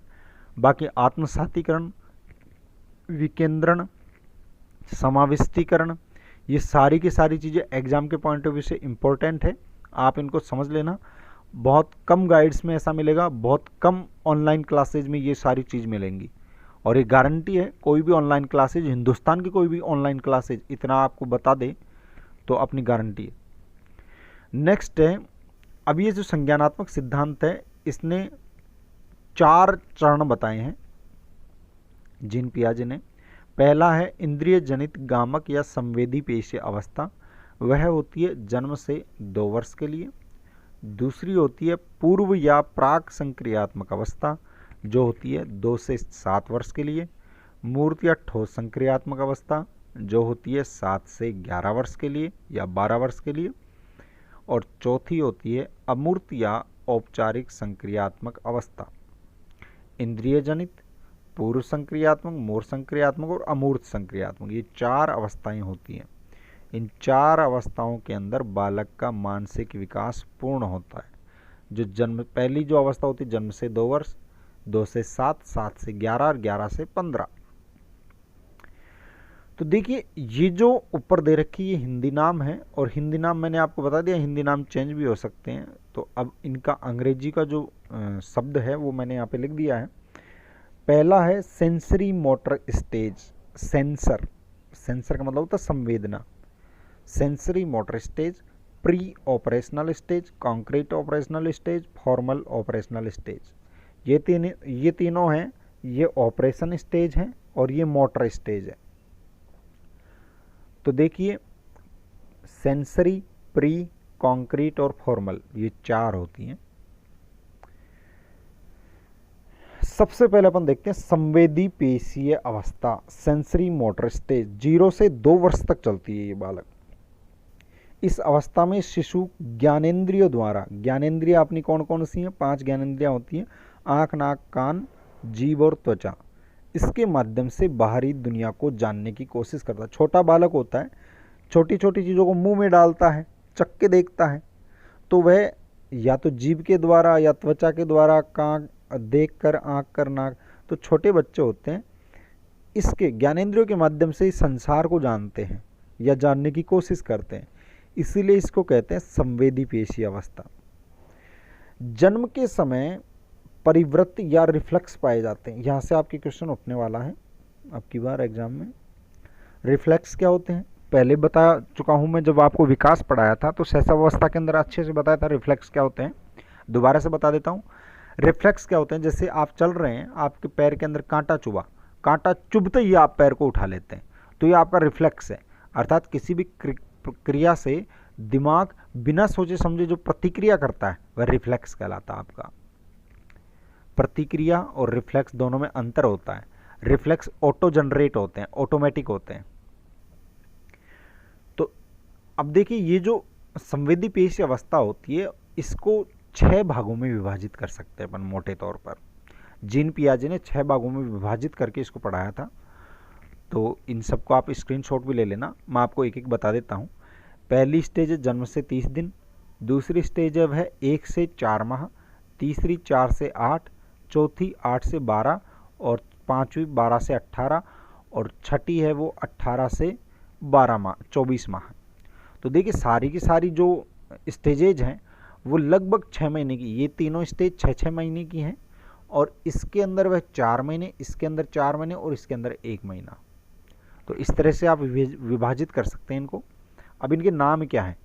पहली है उसको कहते हैं सहज क्रिया की अवस्था, दूसरी अवस्था को कहते हैं प्रमुख वृत्तीय अनुक्रिया, तीसरी होती है गौण वृत्तीय अनुक्रिया, चौथी होती है गौण स्कीमेटा की समन्वय की अवस्था, पांचवी है तृतीय वृत्तीय अनुक्रियाओं की अवस्था और छठी है मानसिक सहयोग के द्वारा नए संसाधनों की खोज करना।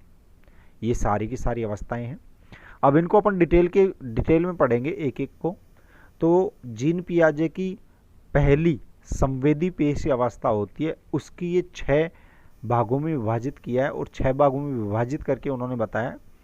तो सबसे पहले तो देखते हैं सहज क्रियाओं की अवस्था। अब देखिए इनकी जो अंग्रेजी है इसको जरूर आप याद कर लिएगा, मैं रीड भी कर देता हूँ।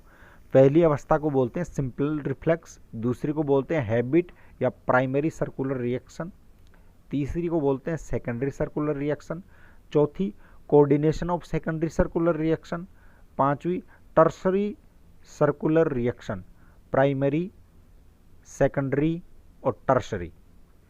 6 है इंटरनलाइजेशन ऑफ स्कीमेटा, स्कीमेटा के अंदर समन्वय या नए संसाधनों की खोज करना। तो ये 6 अवस्थाएं हैं। पहली अवस्था को अपन देखते हैं सहज क्रियाओं की अवस्था। जन्म के ठीक बाद शिशु चूसने की परिवर्त को दर्शाता, परिवर्त का मतलब होता है रिफ्लेक्स, रिफ्लेक्स को दर्शाता है और चूसने की प्रक्रिया बेहद प्रबल होती है।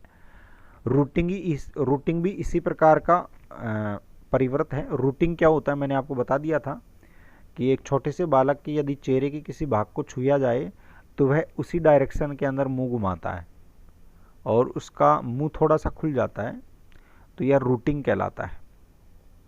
आप पुराना जो वीडियो है शैशवावस्था का उसको पढ़ लेना।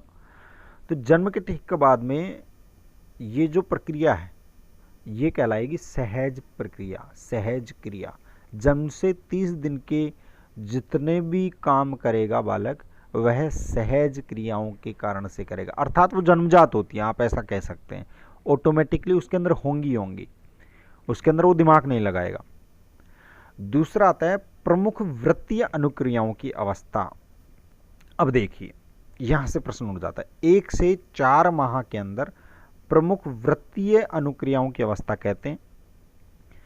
कोई भी चीज़ होती है वह दुर्घटनावश गठित हो जाती है और बालक इसको बार बार उत्पन्न करता है। जैसे मान लीजिए बालक ने अपने मुंह के अंदर अंगूठा ले लिया, अंगूठा ले लिया तो यह दुर्घटना से चल, दुर्घटना का मतलब वो कुछ भी कर रहा था लेकिन उसके मुंह में हाथ चला गया। अब वो बार बार उसको मुंह के अंदर लेके जा रहा है, बार बार मुंह के अंदर लेके जा रहा है और किसी भी चीज़ के अंदर उसको पता ही नहीं है क्या है, लेकिन वो बार बार उसी चीज़ को कर रहा है। तो यह प्रमुख वृत्तीय अनुक्रियाओं में हो गई। 3-4 माह का शिशु इन परिवर्तनों को बार बार दोहराता है, अतः इन्हें गोलीय या सर्कुलर परिवर्तन भी कहते हैं। सर्कुलर रिफ्लेक्स या एक्शंस, रिएक्शंस कहते हैं इनको। ये 4 माह से पहले का बालक दिखाता है। तीसरा आता है गौण वृत्तीय अनुक्रियाओं की अवस्था 4 से 8 माह। ये दुर्घटनावश गठित होते हैं लेकिन शिशु इन्हें स्वयं संतुष्टि हेतु दर्शाता है, जैसे अंगूठा चूसना और हटाने पर विरोध करना। तो देखिए इनको गौण कहते हैं। गौण का मतलब ये होता है, ये सेकेंडरी होते हैं।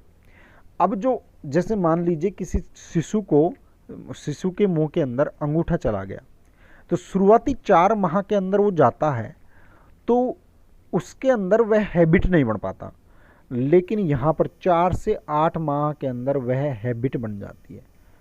अब ये हैबिट है, उसको भी वह बार बार करता है लेकिन उसके अंदर उसको मजा आने लग जाता है। तो स्वयं की संतुष्टि हेतु कोई दोहराव होता है तो उसको आप कहेंगे गौण, गौण सर्कुलर, गौण वृत्तीय रिएक्शन, जो 4 से 8 माह के अंदर होते हैं। और अब वह विरोध भी प्रदर्शित करता है। अगर उसके मुंह से आप हटाएंगे तो वह विरोध प्रदर्शित करेगा। चौथी जो अवस्था होती है 8 से 12 माह, इन 4 महीनों के अंदर सबसे महत्वपूर्ण चीज होती है, वे स्कीमेटा के प्रयोग उद्देश्य प्राप्ति हेतु करने लग जाते हैं। अब उनको कोई भी चीज है वह चाहिए होती है, मिलती नहीं है, चाहिए होती है, इसलिए वो लेने की कोशिश करते हैं। उनमें वस्तु स्थायित्व का आरंभ हो जाता है, प्रारंभ होने लग जाता है, कंप्लीट नहीं होता है, होने लग जाता है। वे वस्तुओं को ढूंढने की कोशिश करते हैं थोड़ी सी, जैसे आपने कोई खिलौना है उसके पास में, वो उसको पकड़ के रखा है, आपने उससे हटा लिया, छीन लिया, और कोई 8 माह से बड़ा बालक है, 8, 9, 10 माह का बालक है, तो वह जैसे आप छीनेंगे तो तुरंत रो देगा। क्यों? क्योंकि उसको लगता है कि वो चीज़ मेरे से अप्रिय चीज़ उसको हटा दी गई है। लेकिन 8 माह से छोटा बालक है, उसके कोई भी चीज़ छुपा दोगे तो वो उससे कोई मतलब नहीं रहेगा, थोड़ी सी देर बाद में भूल जाएगा। 8 माह से 12 माह का बालक भी थोड़ी देर बाद में भूल जाता है। तो इसका मतलब होता है कि उनमें वस्तु स्थायित्व का प्रारंभ होने लग जाता है। वस्तु स्थायित्व का मतलब, देखिए बालक है, उसको पता नहीं रहता कि संसार में कोई चीज़ है वो परमानेंट है, वो चीज़ आ गई तो वो गई नहीं है अभी तक। तो पहली बार 8 माह का जो बालक होता है उसके अंदर दिमाग स्टार्ट हो जाता है, वे वस्तु को ढूंढने की कोशिश करते हैं। 5वां जो अवस्था होती है वो 12 माह से 18 माह होती है, जिसे तृतीय वृत्तीय अनुक्रियाओं की अवस्था कहते हैं। इसमें बालक वस्तुओं को नई संभावनाएं तलाशने लग जाता है, बहुत इंपॉर्टेंट है। वह अलग परिणाम प्राप्त करना चाहता है। 12 से 18 माह में शिशु प्रयास करता है, त्रुटि करता है, गलतियां करता है, उत्सुकता प्रकट करता है, उसके अंदर उत्सुकता आती है। तो ये बहुत ही इंपॉर्टेंट एज होती है जिस 12 से 18 माह वाली। इसके अंदर बालक क्या करता है, किसी भी चीज़ से किसी भी नई चीज़ को बनाना चाहता है, जो चीज़ आप नहीं बनाना चाहते। जैसे किसी भी बोतल के अंदर वह ढक्कन को बंद कर दिया, लेकिन ढक्कन बंद कर दिया, लेकिन कोई दूसरी चीज़ है ढक्कन जैसी दिखने वाली, उससे भी वह बंद करने का प्रयास करता है, अर्थात वह नई संभावनाएं तलाश करता है। वह एक संभावना सीखता है, उसको हर जगह अप्लाई करने की कोशिश करता है। तो ये जो अवस्था होती है उसके अंदर वह स्कीमे का ज़्यादा प्रयोग करने लग जाता है, स्कीमा उसका और ज़्यादा संगठित होने का प्रयास करता है।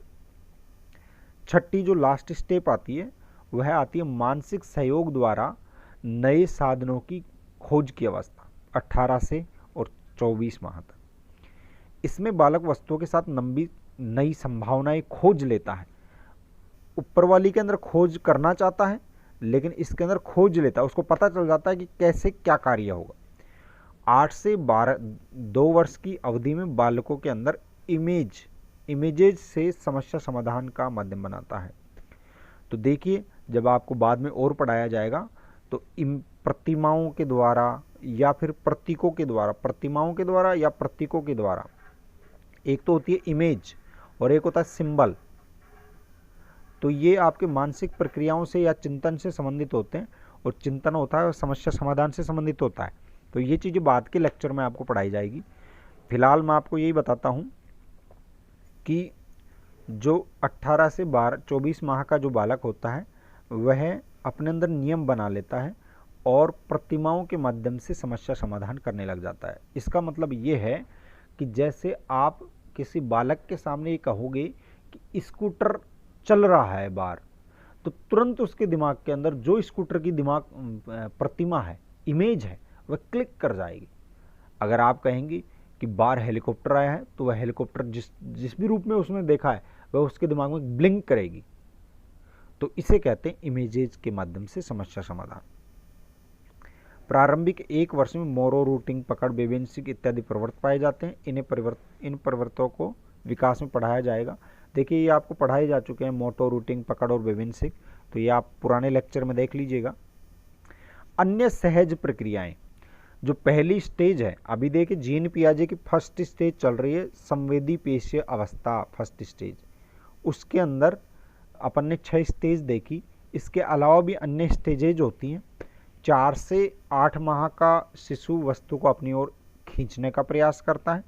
6 से 12 माह का शिशु उद्देश्य प्राप्ति हेतु सहज क्रियाएं करता है, और 6 से 12 माह का शिशु पहली बार अपने स्कीमे का प्रयोग करता है। लगभग 8 माह का बालक स्कीमे अर्थात अपना दिमाग का प्रयोग करता है। स्कीमे का मतलब ये है कि अपने दिमाग के अंदर जो सूचनाओं का सेट होता है, नियम कायदे होते हैं, उनका प्रयोग वह करने लग जाता है। इस समय वह अनुकरण करना भी सीखता है। नेक्स्ट है वस्तु स्थायित्व। इसको आप मोस्ट लगा देना, ऑब्जेक्ट परमिएंस कहते हैं, ऑब्जेक्ट परमानेंस कहते हैं। ऑब्जेक्ट परमानेंस क्या होता है? वस्तु स्थायित्व होता है। अर्थात इस संसार के अंदर कोई भी चीज़ आई है तो वह है, बालक को इसका पता नहीं रहता। संवेदी पेशीय अवस्था के अंदर वस्तु स्थायित्व का अभाव होता है। इसको मोस्ट लगा लेना। ये प्रश्न ऐसे कैसे हो सकता है, छप सकता है। निम्न में से किस अवस्था के अंदर वस्तु स्थायित्व का अभाव होता है? तो वह आ जाएगी पहली अवस्था, अर्थात गामक अवस्था या संवेदी पेशीय अवस्था। बालक में यह चेतना या अनुभव नहीं होता है कि जब वस्तु उसके समक्ष नहीं है तो वह इस दुनिया में है। वह बालक तो यही समझ लेता है कि मेरे सामने नहीं है तो इस दुनिया में है ही नहीं। तो इसे कहते हैं वस्तु स्थायित्व का अभाव। अर्थात किसी शिशु के सामने कोई वस्तु हटा ली जाए तो वह यह नहीं सोचता कि संसार में वह वस्तु अभी भी अस्तित्व में है। संवेदी पेशीय अवस्था के अंतिम काल में वस्तु स्थायित्व का ज्ञान होता जाता है। संवेदी फर्स्ट स्टेज है, तो लगभग 2 वर्ष का जो बालक है उसके अंदर ये चीज लगभग समझ में आ जाती है कि हाँ ये चीज होती है। नेक्स्ट है वस्तु स्थायित्व का ज्ञान होने के कारण 18 से 2 वर्ष की अवधि में बालक प्रतिमाओं या इमेजेज को समस्या समाधान का माध्यम बनाता है। तो वस्तु स्थायित्व होता है वह इमेज के द्वारा समस्या समाधान से संबंधित होता है। देखिए आप, अगर वस्तु स्थायित्व का अभाव होगा तो इमेजेज डेवलप नहीं होंगी बालक के अंदर। इमेज डेवलप नहीं होंगी तो समस्या समाधान भी नहीं हो पाएगा। तो मुझे लगता है ये चीज़ समझ में आ गई होगी। वस्तु स्थायित्व निम्न में से किससे संबंधित है? इमेजेज से संबंधित है। उदाहरण है, किसी 7 माह के बालक के सामने किसी खिलौनों को छुपा लिया जाए तो वह ढूंढने का कोशिश नहीं करता, क्योंकि वह यह मान लेता है कि वह अब नहीं रहा, और उसके दिमाग के अंदर ये उसकी तस्वीर भी नहीं रहती कि खिलौना कैसा था। तो वह तो ये जानता है कुछ नहीं था, कुछ था या नहीं था पता ही नहीं रह पाता उसको। तो ये थी पहली स्टेज, संवेदी पेशीय अवस्था। अब देखते हैं दूसरी स्टेज, पूर्व संक्रियात्मक अवस्था। यह अवस्था 2 से 7 वर्ष तक चलती है। इस अवस्था को 2 अवस्थाओं में बांटा जाता है। पहली है प्राक संक्रियात्मक अवस्था, जिसको सिंबॉलिक भी बोलते हैं, जो कि देखिए ये 2 से 7 वर्ष चलती है, लेकिन इसको 2 भागों में विभाजित कर दिया। एक तो प्राक संक्रियात्मक और एक होती है अंतर्दर्शी या अंतःप्रज्ञा की अवस्था। इसे कहते हैं सिंबॉलिक स्टेज और इसे कहते हैं इंट्यूटिव। इंट्यूटिव क्या होती है?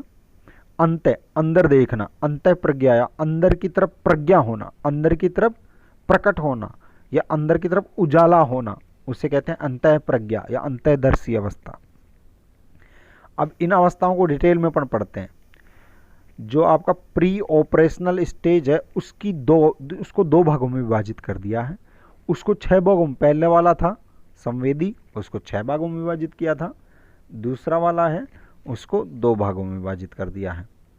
तो दूसरे वाले के अंदर जो फर्स्ट है प्राक संक्रियात्मक अवस्था, उसको देखते हैं अब अपन। पूर्व संक्रियात्मक अवस्था में बालक में वस्तु स्थायित्व का ज्ञान आ जाता है, अर्थात वह वस्तु को सामने से हटाने पर उसे ढूंढने की कोशिश करता है, क्योंकि उसे पता है कि वस्तु अभी भी है। इस अवस्था में बालक कॉन्सेप्ट निर्माण करना शुरू कर देते हैं। बहुत ही ज़बरदस्त चीज़ है। किस अवस्थाओं में कॉन्सेप्ट निर्माण शुरू हो जाता है? अर्थात बालक कॉन्सेप्ट बनाने लग जाते हैं, अर्थात किसी भी चीज़ के बारे में नियम कायदे बनाना। जैसे घोड़ा क्या होता है, कार क्या होती है, पापा क्या होता है, गुरुजी क्या होते हैं, उनके बारे में वो दिमाग के अंदर चीज़ें, नियम कायदे, उनकी किस तरह से क्या होती है, सारी चीज़ों का निर्माण शुरू कर देता है। कंप्लीट नहीं करता है और एबल भी नहीं होता है, कॉन्सेप्ट निर्माण के एबल नहीं होता है, लेकिन शुरू कर देता है, शुरुआत कर देता है प्राक संक्रियात्मक अवस्था के अंदर। देखिए, इस प्राक संक्रियात्मक अवस्था होती है, उसके अंदर एक चीज डेवलप होती है बालकों के अंदर, उसे कहते हैं अहम केंद्रवाद। विकेंद्रण का विपरीत होता है अहम केंद्रवाद, इसे कहते हैं इगोसेंट्रिज्म। अहम केंद्रवाद क्या होता है? प्राक संक्रियात्मक अवस्था की एक महत्वपूर्ण अवस्था अहम केंद्रवाद होती है, जिसे इगोसेंट्रिज्म कहते हैं। इस अवस्था में बालक दुनिया को केवल स्वयं के नजरिए से देखता है। बहुत ही इंपॉर्टेंट। अर्थात अहम केंद्रवाद के कारण बच्चे किसी अन्य के तर्क को कोई भी महत्व नहीं देते हैं। वह केवल अपने दिमाग के अंदर कोई भी चीज सोचता है और वही मानता है। दुनियादारी कुछ भी कहे, उसे कोई फर्क नहीं पड़ता। अब देखिए, मुझे लगता है आपको अहम केंद्रवाद समझ में आ गया होगा। अहम केंद्रवाद के कारण बच्चे के अंदर जीववाद की उत्पत्ति हो जाती है। जीववाद क्या होता है? जीववाद का मतलब होता है निर्जीव वस्तुओं को सजीव समझना, यही जीववाद कहलाता है। वह अपने चिंतन की प्रक्रिया में निर्जीव चीजों को सजीव समझकर सजीव रूप में शामिल करने लग जाता है, इसे कहते हैं जीववाद। यदि कोई व्यक्ति निर्जीव चीज को अपनी चिंतन की प्रक्रिया के अंदर सजीव समझ के शामिल कर ले, उसे कहते हैं जीववाद। जैसे छोटा बालक होता है, वह यह सोच सकता है खिलौनों की गुड़िया को सर्दी लगेगी तो उसको वह ढक के सुलाएगा। सूर्य और चंद्रमा सजीव हैं। पंखे, घड़ी इत्यादि की गति के कारण भी सजीव समझना। जैसे पंखा चल रहा है तो पंखे को कहेगा रुक जा रे। रुक जा रे का मतलब क्या है? कि वह उसको सजीव समझ के कह रहा है, तो वह ऐसा जज करता है। चोट लगने पर निर्जीव वस्तु पर गुस्से से पीटना। जैसे कोई छोटा बच्चा है, वो जा रहा है सड़क पे गिर गया तो गुस्से में सड़क को पीट रहा है, तो ये एग्जाम्पल हो जाएगा जीववाद का। और यह किसके कारण होता है? इगोसेंट्रिज्म अर्थात अहम केंद्रवाद के कारण जनरेट होता है। बहुत से बालक होते हैं, वे क्या होते हैं, ये मेरा देखा हुआ एक किस्सा है। तो एक छोटा बालक था, वह चंद्रमा की तरफ देख रहा था। चंद्रमा बहुत चमक रहा था, और जब आप चलते हैं जमीन के ऊपर तो चंद्रमा भी आपके साथ साथ चलता, आप देखिएगा। तो वह उसको देख के और उसकी तरफ देखता जा रहा और चलता जा रहा। फिर वह थोड़ी दूर भगे और फिर रुक जाए, फिर भगे फिर रुक जाए। मैंने उसको ऑब्जर्व कर लिया, तो मैंने उसको बुला, मैं फिर समझ गया कि ये क्या देख रहा है। वह पीछे की तरफ आए, कभी आगे की तरफ जाए। 10-5 मिनट वो ऐसा करता रहा। फिर मैंने उसको देख के इधर बुलाया। मैंने बुलाया कि ये यार तेरी साथ ही रहता है। कि उसने मेरी तरफ हंस दिया, कहा ये मेरी साथ ही रहता है हमेशा चंद्रमा। उसे ऐसा लगा कि मैं जाऊंगा तो चंद्रमा मेरे साथ साथ चलेगा, जबकि वह दूर है, ऑब्जेक्ट दूर है, इसलिए उसको ऐसा लगता है। लेकिन बच्चे को ये पता नहीं है। अब चूंकि बच्चा हर चीज को अपने नजरिए से देखता है, पूरा संसार उसके लिए अपना है, खुद का है उसका, वो उसका राजा है, अहम केंद्रवाद इसे ही कहते हैं। तो वह निर्जीव वस्तुओं को सजीव समझने लग जाता है बालक। यह प्राक संक्रियात्मक अवस्था के अंदर अनुकरण की प्रवृत्ति अधिक पाई जाती है। इसमें बालक संकेतों का प्रयोग करना सीखता है। देखिए, दो चीज होती है, संकेत को बोलेंगे अपन साइन, सिग्नल, और उसको बोलते हैं सिंबल, बोलते हैं सिग्नल या सिंबल। संवेदी पेशी अवस्था के अंदर था, वो था इमेज। इसके अंदर सिंबल आ गया, उसके अंदर इमेज। तो इसमें बालक है वह संकेतों का प्रयोग करना सीखता है, चिंतन प्रक्रिया में संकेत लाता है। इसी अवस्था में भाषा का सर्वाधिक विकास होता है। इसको मोस्ट लगा लेना।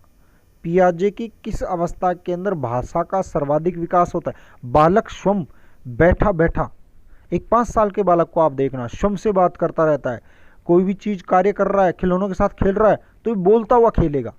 तो भाषा का सर्वाधिक जो विकास होता है वह प्राक संक्रियात्मक अवस्था में होता है, अर्थात लगभग 2 से और 4 साल का बालक होता है, वह भाषा सबसे ज्यादा सीखता है। फिर दूसरी अवस्था आती है अंतर्दर्शी या अंतःप्रज्ञा की अवस्था। ये लगभग 4 से 7 वर्ष की होती है, अंतःप्रज्ञा की अवस्था। यह पूर्व संक्रिय अवस्था का दूसरा भाग है। इस अवस्था में बालक संप्रत्ययों के निर्माण की कोशिश करने लग जाता है। संप्रत्यय निर्माण पहले ही हो जाते हैं, निर्माण प्रारंभ पहले हो जाते हैं, लेकिन बालक स्वयं कोशिश कब करता है? अंतः प्रज्ञा की अवस्था के अंदर। अब बालक कोई दिमाग के अंदर कोई भी चीज के बारे में कोई कॉन्सेप्ट निर्माण करने लग जाता है। इस अवस्था में बालक बिना किसी तर्क के चीज को स्वीकार कर लेता है। ये बहुत इंपॉर्टेंट है, ये इसकी कमी भी है, ये इसकी सीमा भी होती है। जो पूर्व संक्रियात्मक अवस्था होती है उसके अंदर बालक बिना किसी तर्क के हर एक चीज को स्वीकार कर लेता है। अब देखिए, यहां से आपके शिक्षा विज्ञान है या शिक्षा शास्त्र है, एजुकेशन साइकोलॉजी है, ये बहुत इंपॉर्टेंट स्टेज है इसकी। क्योंकि कोई भी बालक है उसको आप पढ़ाओगे, आप पढ़ाएंगे ए और ए लिख दिया आपने इस तरह से, बालक ये प्रश्न कर दे कि सर ये ए ऐसे ही क्यों होता है, ऐसे क्यों नहीं होता। तो चूंकि बालक के अंदर इस समय तर्क नहीं डेवलप हो पाता है, इसलिए आप जैसे उसको देंगे वैसे वह उस चीज को मान लेता है बिना किसी तर्क के। अंतर्दर्शी अवस्था में बालक बार बार प्रश्न पूछता है लेकिन तर्क नहीं रखता है। जैसे ये वृक्ष बड़े कैसे हैं, लेकिन जैसे आपने बता दिया कि ये ऐसे बड़े हैं तो वैसे ही मान लेगा। पंखा चलता कैसे है, तो आप कह देंगे बिजली से चलता है, तो हाँ ठीक है बिजली से चलता है। पक्षी उड़ते कैसे हैं, तो आप कह देंगे कि हल्के रहते हैं इसलिए उड़ जाते हैं, छोटे से रहते हैं इसलिए उड़ जाते हैं, पंखा लाते हैं इसलिए उड़ जाते हैं, तो उसी को मान लेता है। तो ऐसे प्रश्न पूछता है। अब देखिए, 2 चीज हैं, पूर्व संक्रियात्मक अवस्था की परिसीमाएं या लिमिटेशन इसको बोलते हैं। बालक जब पूर्व संक्रियात्मक अवस्था में होती है तो उसमें 2 चीजों का अभाव होता है। पूर्व संक्रियात्मक अवस्था का मतलब हो गया 2 से और 7 वर्ष की जो अवधि होती है उसे पूर्व संक्रियात्मक अवस्था की अवस्था कहेंगे।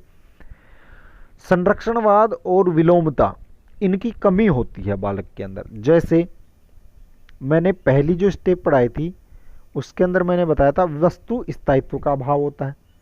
दूसरी अवस्था होती है उसके अंदर 2 चीजों का अभाव होता है, संरक्षणवाद और विलोमता। अब देखिए संरक्षणवाद क्या होता है। ये बहुत ही फेमस एग्जाम्पल है संरक्षणवाद को समझने के लिए। सपोज कीजिए ये एक गिलास है और ये एक प्याला है। इस गिलास के अंदर आपने ये यहाँ तक दूध भर दिया है, पूरा यहाँ पे इसमें दूध भरा हुआ है। इस दूध को एक 5 वर्ष का बालक है या एक 3 वर्ष का बालक है और एक 10 वर्ष का बालक है, 2 बालक हैं। किसी बालक के सामने आपने इसमें से इस चीज को यहाँ पे रख दिया, ये चीज यहाँ तक आ गई, चौड़े के अंदर यहाँ तक आ गई। अब आप कहेंगे कि आप किस में दूध लेना पसंद करेंगे। भले ही आपने छोटे बालक के जस्ट सामने ही इसके अंदर दूध डाला हो, लेकिन वो इसको लेने से मना कर देता है, इसको ही लेता है, और जो जिद करता है कि मेरे को इसमें चाहिए। ऐसा क्यों होता है? क्योंकि जो 5 वर्ष का बालक है या 4 वर्ष का जो बालक है, उसको ये समझ डेवलप नहीं हो पाती कि जो चीज़ है वो कांस्टेंट है। अगर वो इसमें है तो भी उतनी है और इसमें है तो भी उतनी ही है। वह ये मानता है कि गिलास के अंदर कोई भी चीज़ होती है वो ज़्यादा होती है और इसके अंदर होती है वो कम होती है। वह इसे परमानेंट मान लेता है। क्यों? क्योंकि उसको संरक्षणवाद का पता नहीं होता। संरक्षणवाद का मतलब ये होता है कि प्रकृति के अंदर अलग अलग स्थानों पर एक ही चीज़ अलग अलग रूप में स्थित होती है। इसे कहते हैं संरक्षणवाद। तो बालक ये समझते हैं कि अलग अलग वस्तुएं अलग अलग जगह पे अलग अलग रूप में होती है, वो स्थिर नहीं होती है, जबकि वास्तव में वो स्थिर होती है। तो एक तो क्या होता है, संरक्षणवाद का उदाहरण है। अब देखिए यहां पर पूर्व संक्रियात्मक अवस्था में बालक संरक्षणवाद को समझ नहीं पाता है और वह पर्यावरणीय घटकों को अस्थिर समझ लेता है। अस्थिर का मतलब होता है कि वो चेंज होते रहते हैं। बालक को पदार्थ के संरक्षण का पता नहीं, अर्थात उसे लगता है कि यदि एक स्थान से दूसरे स्थान पर पदार्थ जाता है तो वह बदल जाता है।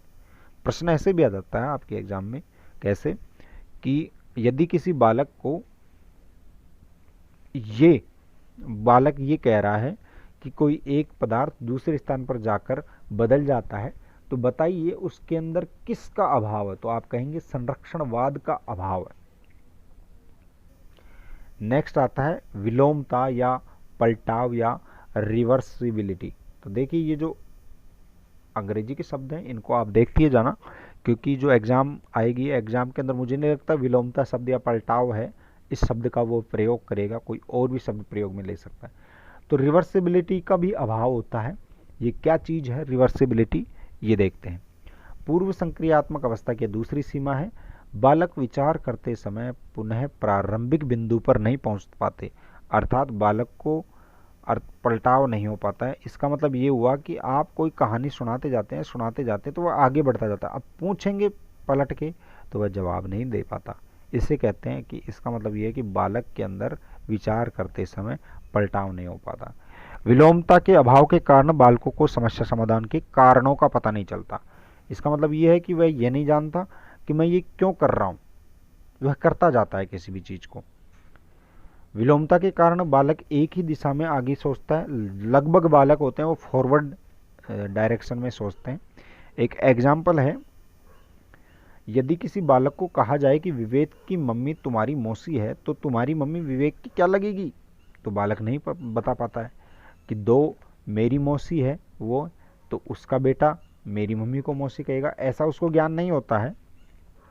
इसी तरह से यदि आप एक प्रश्न पूछोगे, यदि तुम दुकानदार को 1 रुपये दोगे तो वह तुम्हें 1 टॉफी देगा, तो बताओ दुकानदार को तुम 1 टॉफी दोगे तो वह कितने रुपए देगा? तो वह बालक यही कहेगा कि वह कुछ भी नहीं देगा, वह तो टॉफी देगा। तो टॉफी, तो इस तरह से वह पलट कर नहीं कर सकता किसी भी चीज़ को। इसी तरह से जो जोड़ भाग की ये प्रक्रिया होती है, 4 में 2 का भाग देने पर 2 आते हैं, तो 2 से 2 गुणा करेंगे तो 4 आएंगे। तो इस प्रक्रिया को वह नहीं समझ पाता। यहाँ पर तीसरी जो स्टेप आती है वह आती है मूर्त संक्रियात्मक अवस्था। मूर्त का मतलब होता है देखकर, इसको बोलते हैं कॉन्क्रीट ऑपरेशनल स्टेज। तीसरी अवस्था को बोलते हैं कॉन्क्रीट ऑपरेशनल स्टेज। कॉन्क्रीट का मतलब जो रोड़ी बजरी और सीमेंट का जो मिक्सचर होता है उसे कहते हैं कॉन्क्रीट, जैसे जिसको बोलते हैं सीसी। जैसे सीसी की सड़क भी डलाते हैं, सीसी की छत भी बनती है, तो ये बहुत मजबूत होती है। तो तीसरी जो स्टेप आती है मूर्त संक्रियात्मक अवस्था, ये बहुत ही इम्पोर्टेंट होती है बालक की, और ये 7 से और 11 वर्ष की आयु के अंदर होती है। इस अवस्था में अंतःदर्शी या अंतःप्रज्ञा की अवस्था और आत्मबोध तार्किक चिंतन के द्वारा स्थापित हो जाता है। ये जो दोनों स्टेजेस थी ये यहाँ पर किसके द्वारा? तार्किक चिंतन के द्वारा स्थापित हो जाएंगी। अब बालक के अंदर तार्किक चिंतन स्टार्ट हो जाएगा। इस अवस्था में बालक जोड़ बाकी गुणा भाग को समझ सकता है। देखिए आप यहाँ पे ये मत समझ लेना 7 से पहले वाला बालक है वह जोड़ बाकी गुणा भाग नहीं कर सकता, कर सकता है, लेकिन यहाँ पर वह समझ सकता है। नेक्स्ट है, इसमें 3 प्रकार की समझ विकसित होती है बालक के अंदर: विलोमता, संरक्षणवाद और वर्गीकरण तथा पूर्ण अंश का प्रयोग। 3 एबिलिटी हो जाती हैं। रिवर्सिबिलिटी को समझ जाता है, अर्थात पलटाव का गुण आ जाता है, वह प्रारंभिक बिंदु पर पहुंच सकता है। दूसरी होती है संरक्षणवाद। अगर कोई बालक है वह 7 से 11 वर्ष का है, 8 वर्ष या 9 वर्ष, तो वह ये जान जाता है कि जो दूध है वो प्याले में भी उतना ही था जितना गिलास में था। तीसरी चीज वर्गीकरण तथा पूर्ण अंश का प्रयोग। इसका मतलब ये हुआ कोई भी चीज दिखाएंगे दो तो वह बता देगा छोटी कौन सी है बड़ी कौन सी है। तीसरी पूर्ण और अंश का प्रयोग का मतलब यहाँ पर वह छोटे छोटे अंशों के बारे में भी बता सकता है। जैसे इसका मतलब ये है कि वह निबंध लिख सकता है। जैसे आप कहें कि गाय के बारे में 10 वाक्य लिखिए, तो वह 7 से और 11 वर्ष के बीच की मध्य के जो बालक है वह लिख सकते हैं, क्योंकि उनके अंदर क्या आ जाता है, वर्गीकरण और पूर्ण अंश के प्रयोग का गुण आ जाता है। इस अवस्था में बालक तार्किक चिंतन करते हैं और पलटकर सोच सकते हैं। संरक्षणवाद का पता चल जाता है, जिसके कारण माप तोल इत्यादि प्रत्ययों के विकसित हो जाता है। माप तोल का विकास संरक्षणवाद के कारण ही आता है। वस्तुओं के वर्गीकरण अथवा गुणों के आधार पर अलग अलग करना सीख जाता है।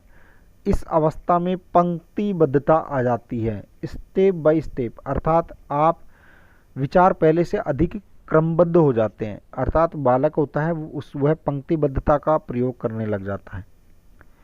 अहम केंद्र अर्थात बेतरतीब, पंक्तिबद्धता का मतलब ये होता है किसी भी चीज को बेतरतीब ढंग से न करके स्टेप बाय स्टेप करना। जैसे अपनी बैग के अंदर पुस्तकों को भी एक क्रम के अंदर जमाता है, जबकि इससे पहले की स्टेज के अंदर रहता बालक होता है वो ऐसा नहीं करता है। अहम केंद्रवाद में कमी आती है। बालक समस्या समाधान के समय विकल्पों के बारे में सोचते हैं।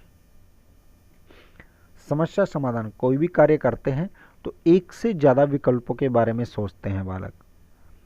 इस अवस्था में माप तोल, समय, काल गणना, दूरी इत्यादि संप्रत्यों का निर्माण हो जाता है। इससे 7 साल से पूर्व आप कितनी ही बार बालक को बता दो, समय ज्ञान नहीं होगा, दूरी का ज्ञान नहीं होगा, माप तोल भी नहीं आएगी, लेकिन इस समय आ जाएगी 7 से 11 वर्ष के अंदर। वह मात्रा व आकार में संबंध पता कर सकता है। अब देखिए बालक होता है वो देख के किसकी मात्रा ज़्यादा है, मात्रा ज़्यादा है तो आकार क्या होगा, आकार के अनुसार मात्रा किस तरह से क्या रिलेटेड होगी वो चीज़ बता सकता है। अब देखिए काफ़ी सारे गुण हो गए 7 से 11 वर्ष की एज के अंदर, लेकिन इस मूर्त संक्रियात्मक अवस्था की देखिए क्या क्या सीमाएं हैं। इसको मोस्ट लगा लेना भाई, ये अब की बार एग्जाम में छप सकता है आपके अंदर। इस अवस्था में बालक किसी वस्तु के ठोस रूप से विद्यमान होने पर ही तार्किक चिंतन कर सकता है, अतः उस वस्तु का होना आवश्यक है। मोस्ट लगा लेना। क्यों मोस्ट लगा लेना अभी बता देता हूं। आप सभी शिक्षक भर्ती की परीक्षाओं की तैयारी कर रहे हैं। आप में से 90% छात्र हैं वो आर्ट्स बैकग्राउंड के हैं। आर्ट्स बैकग्राउंड के स्टूडेंट्स होते हैं, वे 7 से 11 वाली जो एज है बचपन में, उसके अंदर ही यहाँ पर बहुत सारी प्रॉब्लम्स क्रिएट हो जाती हैं बालकों के सामने। गणित के अंदर पहली बार जब वह तीसरी या चौथी क्लास के अंदर होता है तो मापतोल का ज्ञान आता है, तीसरी, चौथी, पांचवी, छठी, इनके अंदर। इस समय में सबसे बड़ी विशेषता ये होती है कि बालक सोच तो सकता है लॉजिकली, लेकिन ठोस रूप से विद्यमान होने पर ही सोच सकता है। आप बालक के सामने जब तक घड़ी नहीं लाएंगे तो वह समय ज्ञान की गणना नहीं कर पाएगा। यदि बालक के सामने यदि 1 किलो भार का जो बांट होता है वह नहीं लाएंगे तो वह बालक उसको नहीं समझ पाएगा। चित्र बनाने से काम नहीं चलेगा। यहाँ पर तो वो चीज सामने होनी चाहिए। जैसे 1 लीटर है तो 1 लीटर की नाप अगर उसके सामने नहीं विद्यमान होगी ठोस रूप से, ठोस रूप का मतलब अध्यापक के हाथ में नहीं होगी, तब तक वह नहीं समझ पाएगा। मीटर, किलोमीटर ये सामने नहीं दिखेगी तब तक समझ में नहीं आएगा। तो आप में से ज्यादातर जो मैथ में वीक है वो 7 से 11 में वीक थे, उससे पहले तो होशियार थे, लेकिन 7 से 11 में जब बालक टीचर आपको ये समझा रहा था कि 1 मीटर में कितने किलोमीटर होते हैं या 1 किलोमीटर में कितने मीटर होते हैं, ये आप बार बार भूल जाते थे। क्यों? क्योंकि सामने देखकर आप चीज़ को समझते थे। और यहाँ पर टीचर ने सबसे बड़ी गलती कर दी कि वह ठोस रूप से आपको किसी भी चीज़ को नहीं दिखाया, उसने केवल बोर्ड के ऊपर लिखाया और सोचा कि आप इसको दिमाग में ठूसो, तो आपने दिमाग में नहीं उतारी उस चीज़ को। तो देखिए, ये सबसे बड़ी परिसीमा होती है या कमी होती है 7 से 11 वाली एज के अंदर। तार्किक रूप से बालक सोचता है, लेकिन चीज होनी चाहिए ठोस रूप से सामने। दूसरी जो चीज होती है मूल संक्रियात्मक अवस्था की, कॉन्क्रीट ऑपरेशनल स्टेज की, वह सीमा होती है इसमें चिंतन अधिक क्रमबद्ध नहीं होता है एवं बालक किसी समस्या समाधान हेतु सर्वसंभव समाधानों के बारे में नहीं सोच सकता। देखिए, अभी ऊपर जो मैंने बताया था आपको कि बालक चिंतन के समय विकल्पों के बारे में सोचता है, विकल्पों के बारे में सोचता है, लेकिन सर्वसंभव समाधानों के बारे में नहीं सोच पाता है। तो सर्वसंभव समाधानों के बारे में नहीं सोच पाने के कारण यह जो अवस्था होती है, इसके अंदर बालक हमेशा समाधान कर लेगा, इसकी कोई भी गारंटी नहीं होती है। तो ये दो बड़ी परिसीमाएं होती थी किसकी? कॉन्क्रीट ऑपरेशनल स्टेज की। अब जो चौथी आती है, सबसे लास्ट, वो आती है अमूर्त संक्रियात्मक अवस्था। इसको फॉर्मल ऑपरेशन स्टेज भी बोलते हैं। फॉर्मल ऑपरेशनल स्टेज क्या होती है? अमूर्त का मतलब होता है कोई भी चीज़ जो आपके सामने स्थापित नहीं है या सामने स्थित नहीं है, तो वह चीज़ होती है अमूर्त। तो इस अवस्था के अंदर क्या होता है? मूर्त तार्किक चिंतन अमूर्त तार्किक चिंतन के द्वारा स्थापित हो जाता है। इसका मतलब क्या होता है कि आप कोई चीज़ ठोस रूप से आपके सामने नहीं है, तो भी आप तार्किक रूप से चिंतन कर सकते हैं, अर्थात उस चीज़ के बारे में सोच सकते हैं। वह एज है 11 से और 15 वर्ष। इस अवस्था के अंदर संश्लेषण, सिंथेसिस, विश्लेषण, एनालिसिस, नियमीकरण, परिमेयीकरण आदि सूक्ष्म सिद्धांत निर्मित हो जाते हैं। अब देखिए, ये क्या होते हैं, ये एक एक चीज मैं आपको बता देता हूं। संश्लेषण क्या होता है, ये एग्जाम के पॉइंट ऑफ व्यू से बहुत इंपॉर्टेंट है, एक एक चीज को आप लिख लेना। संश्लेषण, विस्तृत चीज को छोटे रूप से प्रदर्शित करना। अब यहां पे मैंने एग्जाम्पल भी लिख दिया है, आपके एग्जाम में डायरेक्ट क्वेश्चन आ सकता है। गद्यांश का शीर्षक लिखना, ये क्या हो गया? संश्लेषण हो गया। गद्यांश का शीर्षक लिखना क्या हो गया? संश्लेषण। फिर दूसरा आता है विश्लेषण, किसी चीज के प्रत्येक बिंदु को विस्तृत रूप से अध्ययन करना कहलाता है विश्लेषण। उदाहरण है निबंध लिखना, एक बिंदु पर विस्तृत रूप से अध्ययन कर रहे हैं आप, तो निबंध लेखन किसका उदाहरण है? विश्लेषण का। तीसरी चीज नियमीकरण, नियम का पता लगाना नियमीकरण कहलाता है। जैसे दूध को गर्म करने पर उसका आकार बढ़ जाता है, तो यह क्या है? यदि इस चीज के बारे में बालक समझता है तो उसका मतलब है वह नियम को जानता है। चौथी चीज परिमेयीकरण। परिमेयीकरण क्या होते हैं? ज्ञात ज्ञान से नए ज्ञान को खोजना, अर्थात ज्ञात से अज्ञात की ओर। अब देखिए, आपने मैथ के अंदर पढ़ी होगी प्रमेय, 9th क्लास के अंदर आती है प्रमेय। प्रमेय क्या होती हैं? जैसे त्रिभुज सिद्ध कीजिए, त्रिभुज के तीनों कोणों का योग 180 डिग्री होता है, तो दो कोण 90 डिग्री से 90 डिग्री के नहीं हो सकते। यह एक ज्ञात ज्ञान से नए ज्ञान की खोज होती है। तो आपने पढ़ा होगा 9th क्लास में, प्रमेय एक स्टेटमेंट दे देते थे और फिर उसको सिद्ध करवाते थे, लास्ट में लिखते थे गुरुजी इति सिद्धम, तो वह प्रमेयीकरण कहलाता था। इस अवस्था में कल्पनाशीलता, इमेजिनेशन एवं रचनात्मकता का विकास हो जाता है। तो देखिए, प्रत्येक चीज के कोष्टक के अंदर मैंने अंग्रेजी शब्दों का प्रयोग कर रखा है, आप भी इन अंग्रेजी के शब्दों को उतार लीजिएगा। कौन सी स्थिति है, कौन सी अवस्था होती है जिसके अंदर कल्पनाशीलता आ जाती है? वह आती है अमूर्त संक्रियात्मक अवस्था में।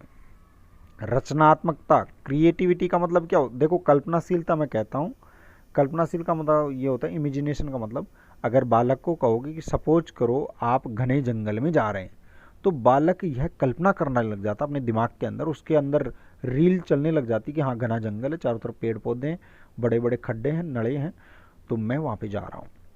तो ये कहते हैं कल्पनाशीलता।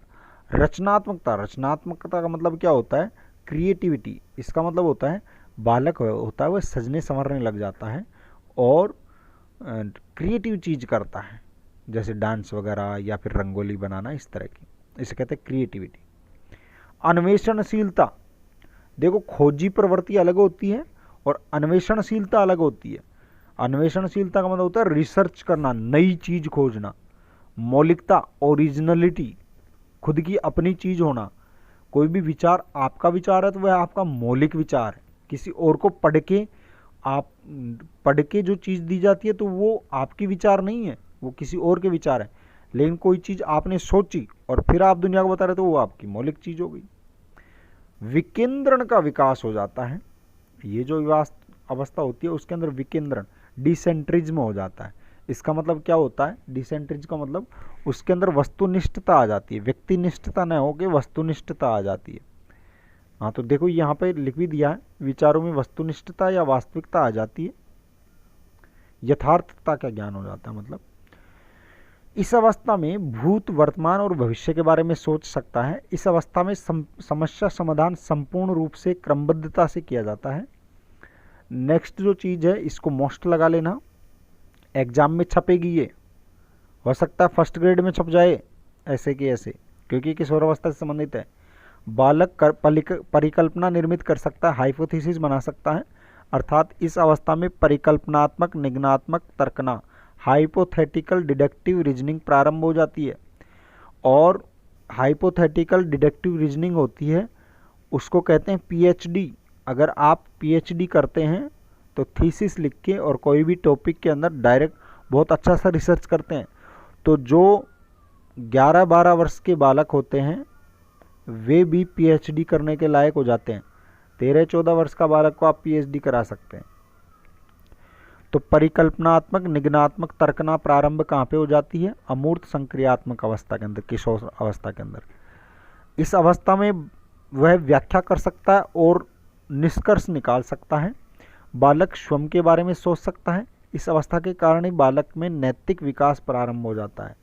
बालक के अंदर नैतिक विकास का जो प्रारंभ होता है वह बहुत पहले ही हो जाता है, लेकिन स्वयं की जो नैतिक नियमावली है वह इसी अवस्था में बनाता है, अर्थात अमूर्त संक्रियात्मक अवस्था के अंदर वह नैतिक नियमावली सोच समझ कर बनाता है और वह अमूर्त रूप से सोच सकता है कि कौन सी चीज़ मेरे लिए सही होगी फ्यूचर में। अब देखिए औपचारिक संक्रियात्मक अवस्था की भी कोई परिसीमाएं होती हैं, तो वे क्या हैं। जीन पियाजे के अनुसार औपचारिक संक्रियात्मक अवस्था है वह अन्य अवस्थाओं की तुलना में अधिक बदलाव वाली होती है। उसके अनुसार बालक के अधिकतम विकास 15 वर्ष तक हो जाता है। ये एक परिसीमा हो गई कि इस अवस्था के अंदर चेंजेज काफ़ी आते हैं, बदलाव काफ़ी आते हैं। क्यों? क्योंकि वह किसी भी चीज़ के बारे में ठोस रूप से विद्यमान नहीं है तो भी सोच लेता है, तो वह कुछ भी सोच सकता है बदलती परिस्थिति के अनुसार। दूसरी क्या है, किशोरों का अधिगम उनकी शिक्षा के स्तर से सीधा प्रभावित होता है। इसको मोस्ट लगा लेना। जिन किशोरों को शिक्षा का स्तर निम्न मिलता है उनमें औपचारिक चिंतन कम पाया जाता है और जिनमें अच्छा मिलता है उनमें उच्च स्तरीय अमूर्त चिंतन कर सकते हैं। तो देखिए आजकल की जो स्टडी है उसके अंदर जो किशोर अवस्था है, अर्थात जो 12 से और लगभग 18 वर्ष की एज ग्रुप है, वो जो अवस्था है उसके अंदर शिक्षा के स्तर को बहुत ऊपर वाला कर रहे हैं। क्यों? यदि इस स्टेज के अंदर अगर आपने हाई क्वालिटी एजुकेशन नहीं दी तो जो बालक हैं वो अमूर्त चिंतन करने में ही सक्षम नहीं होंगे, हाई लेवल का सोच ही नहीं पाएंगे। अर्थात सबसे ज़्यादा हिंदुस्तान के जो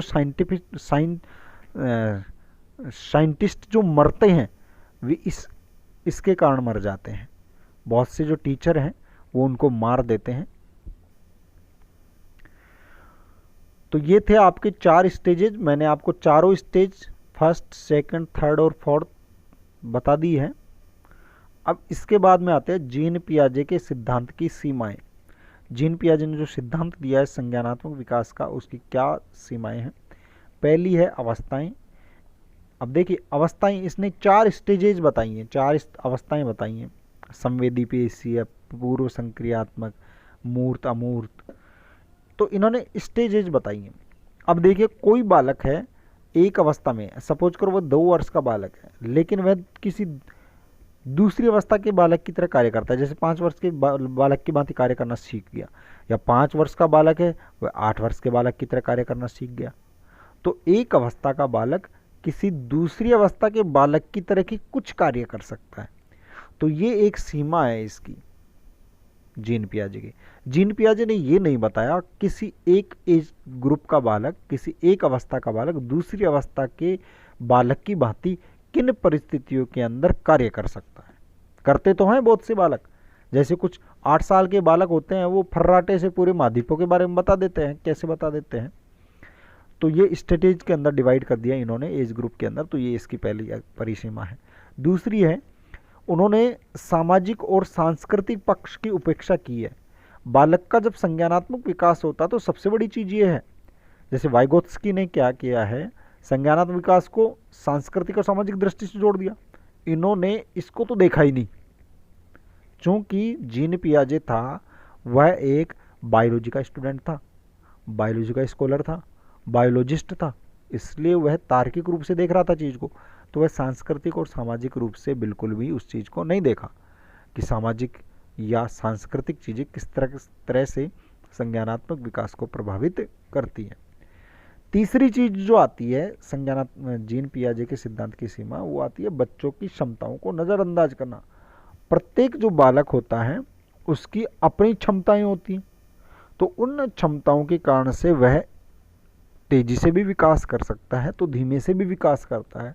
लेकिन जीन पियाजे ने बाउंड्री लाइन खींच रखी है, 0 से 2 वर्ष, 2 से 7 वर्ष, 7 से 12 वर्ष और 12 से 18 वर्ष, 12 से 15 वर्ष। तो इस तरह से उन्होंने क्या कर दिया है, बच्चों की क्षमताओं को नज़रअंदाज कर दिया। अब फिर आता है जीन पियाजे के सिद्धांत के शिक्षा शास्त्रीय प्रभाव।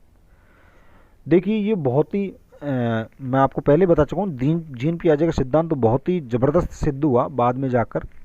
जो आपका सिलेबस डिजाइंड है वो भी इसी तरह से होता है। तो देखिए शिक्षा शास्त्र में क्या प्रभाव। पहला, प्रत्येक बालक की विशिष्टता को स्वीकार किया उन्होंने कि इंडिविजुअल सीखता है बालक।